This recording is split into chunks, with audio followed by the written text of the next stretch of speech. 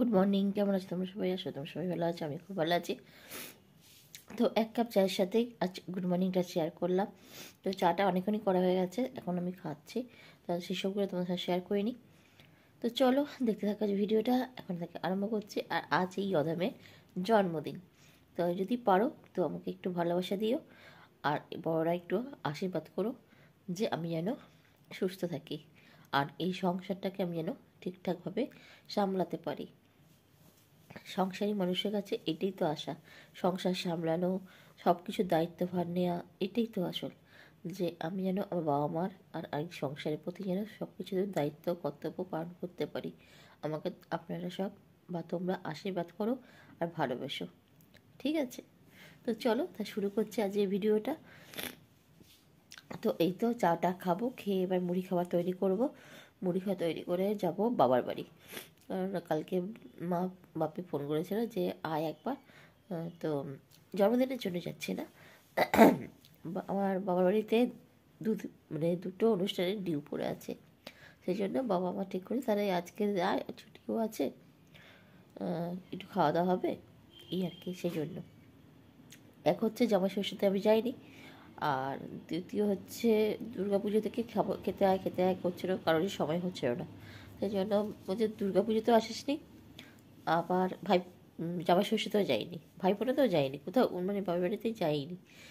তো বলছে তাহলে আজকে এখন তো ঠান্ডার সময় আছে, তো এখন সবাই একটু সুস্থ আছি, মানে সবাইকার শরীর খারাপ খারাপ নিয়ে অনেক কিছু ব্যাপার হয়েছে। তো বলছে এখন তাহলে আজকে দিনটা আয়।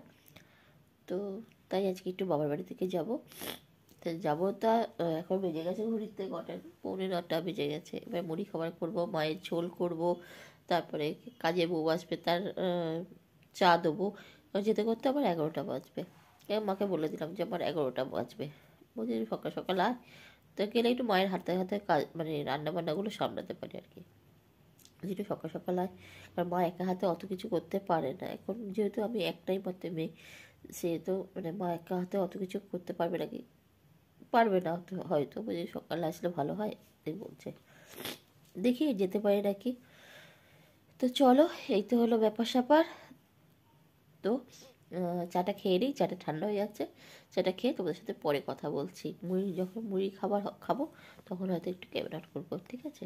তারপরে জন্য আসি, পরে দেখা হবে। এই যে এখানে বেগুনি ভাজা চলছে, তো চলো বেগুনিগুলো ভেজে নিই। ভেজে নিয়ে বেগুনি মানে বেগুনের নয়, কুমড়ো করছি, কুমড়ো বেগুনি করছি, ভেজে নিয়ে মুড়ি খাবো, তখন তোমাদের সঙ্গে কথা বলবো। এখন সামনাসামনি আমি আসছি না, চলো ভেজে নিই, ভেজে নিয়ে তোমাদের সঙ্গে কথা বলছি। তো মুড়ি খাওয়া অনেকক্ষণ খাওয়া হয়ে গেছিলো, এবার মায়ের মাছের ঝোলও হয়ে গেছে। এখানে কুমড়োটা ভাজছি, যেহেতু কুমড়ো একটু বেঁচে ছিল, আর এখানে প্রেশার করে এঁচড়ে তরকারি করা আছে রাতে খাওয়ার জন্য।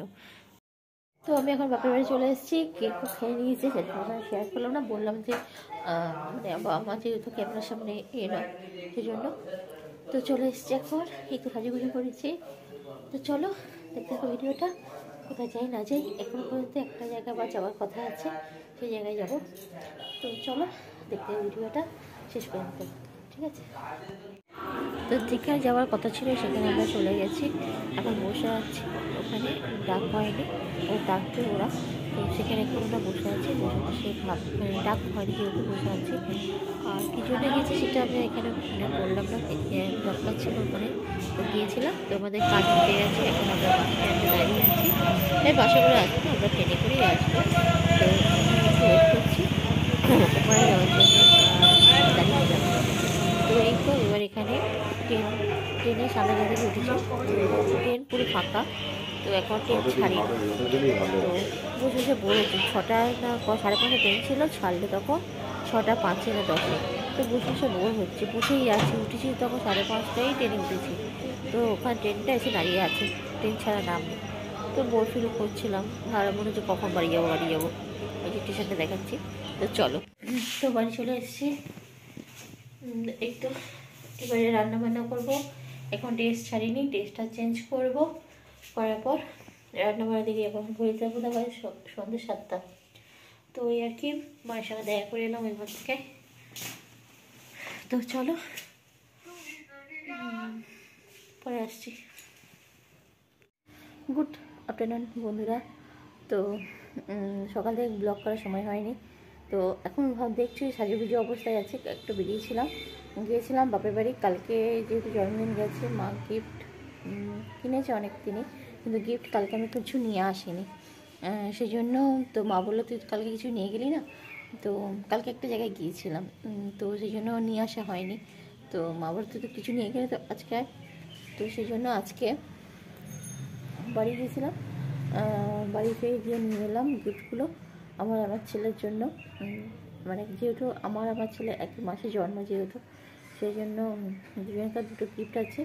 তো মা দিল, তো নিয়ে এলাম। তো এই তো সকাল থেকে সময় পাইনি একটু মানে ক্যামেরা অন করে কথা বলে। সকাল থেকে শরীর খুব খারাপ লাগছিলো, কেন জানি না। কালকে রাতে তেমন কিছু খাইনি, অথচ শরীরটা খুব খারাপ লাগছিলো। তো চলো দেখাবো তোমাদের গিফট দিয়েছে। তো চলো দেখাই। এই যে এই শাড়িটা মা দিয়েছে, এটা খোল আর এটা হচ্ছে আঁচল। তো এইটা দিয়েছে আমার জন্য, এনেছে, বেশ ভালোই লাগছে। কেমন হয়েছে আমার তো খুব পছন্দ হয়েছে, তোমাদের কেমন লাগছে বলবে, ঠিক আছে। এই যে এই কাপড়টা, এই যে, আর এটা হচ্ছে আঁচল। আর ছেলেরটা দেখাচ্ছি তারা। আর এইটা হলো আমার ছেলের। তো কেমন হয়েছে বলবে।